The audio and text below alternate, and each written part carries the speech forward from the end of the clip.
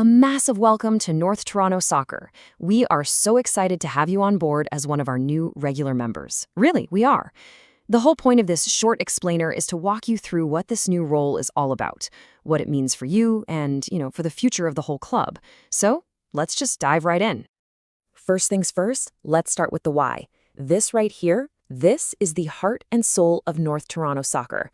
Our vision is to get as many as possible for as long as possible in the best environment possible. Every single decision we make, big or small, comes back to this. And as a new regular member, this vision, it's going to be the foundation for everything you do with us. Okay, so to make sure you've got everything you need, we've broken this down into 4 simple parts. We'll start with that shared vision we just talked about, then we'll get into your specific role and the powers that come with it. After that, we'll cover exactly how to make your voice heard, and then we'll wrap up with the very first steps you can take today. Sound good? So being a nonprofit is a really big deal for us. Our foundation isn't about making money. It's all about purpose.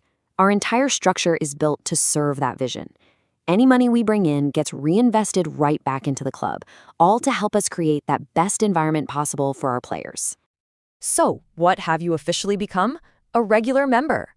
And look, this isn't just some fancy title. It's a really key role in how our club is actually governed. You're now one of the trusted people responsible for steering the ship and helping us hit our goals. All right, now for the really exciting part. In this next section, we're going to dig into the specific tools and authority you now have. This is how you'll actively help shape the future of North Toronto Soccer. Take a look at this number, 50. That's it. The club's bylaws say there can only be a maximum of 50 regular members at any given time. What does that mean? It means you're part of a small, really dedicated group that's responsible for the high-level governance of our entire organization. It's a big deal. And this slide, this breaks down the core of that responsibility. As a regular member, you've got 4 fundamental powers. You get to elect the board of directors, the people who run the day-to-day stuff. You can actually amend the bylaws, which is basically the constitution of our club, and you appoint the auditor to make sure everything's financially transparent. These are not small things. They are the actions that genuinely guide where this club is headed. Now, here's something that's absolutely crucial to understand. Your voice is powerful, for sure, but it isn't automatic. To use those powers we just talked about, you have to be a member in good standing. Think of it like this. Good standing is the key that unlocks your ability to fully participate. Let's just break that down a bit. When you're in good standing, you have the right to show up, participate, and, most importantly, vote at our member meetings. But if a member isn't in good standing, well, they lose those privileges. It's really the difference between being an active participant and, well, just watching from the sidelines.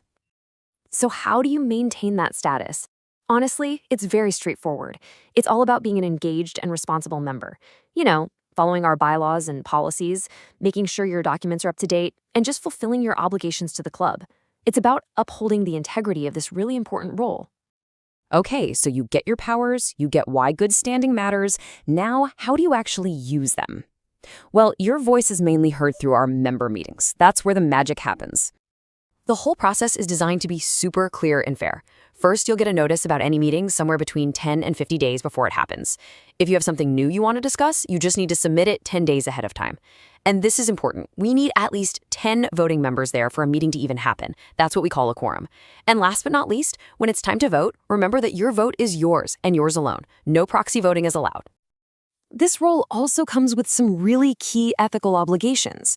To create that best environment, we all have to uphold policies on things like dispute resolution and harassment.